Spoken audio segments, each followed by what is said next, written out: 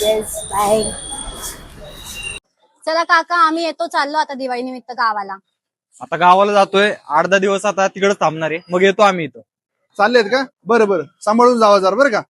उठा उठा, दिवाळी आली. पुण्याच्या बाहेरच्यांनो, तुमची गावाला जायची वेळ झाली.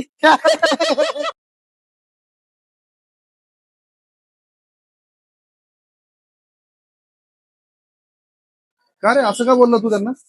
ए भाऊ, काय चुकीचं बोललो मग? हे बाहेरची लोक पुण्यामध्ये येतात, आपल्याला त्रास होतो ना इथं. हा, येतात आपल्याला नावं ठेवतात, हे पुणेकर असे, पुणेकर तसे. हे ना, हे लोक कायमची इथून गेले पाहिजे, माहितीये का? फक्त पुणेकर राहिले पाहिजे इथं. मग कसं मोकळं मोकळं होईल, ट्रॅफिक होणार नाही. असं म्हणतो का? बरं चल माझ्या बरोबर जरा.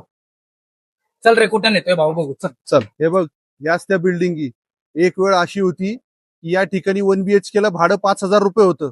अरे ह्या लोकांमुळं बाहेरनं आले, तू म्हणताय ना, यांच्यामुळं आज या 1 BHK चं भाडं 15,000 रुपये झालेलं. आज बघ सुट्टीला गेल्यानंतर सगळ्या बिल्डिंगी खाली पडल्यात. तुला माहितीये का, ही कमिन्स कॉलेजची खाऊ गल्ली. अरे इथं पाय ठेवायला जागा नसती. आज बघ सगळं वसाड पडलेलं आहे, शांत आहे, सगळे सगळे मेस, सगळे पोळी भाजी केंद्र, सगळे हॉटेल शांत आहेत. कोणामुळं? अरे हे गावाला गेले दिवाळीसाठी, त्यांच्यामुळं इथं रोजगार उपलब्ध होतोय. साधी गोष्ट कळती का तुला? हा, अभ्यासिका, कितीतरी हॉस्टेल, पीजीचे हॉस्टेल सगळे मोकळे पडलेत आता. तू त्यांना नावं ठेवतो?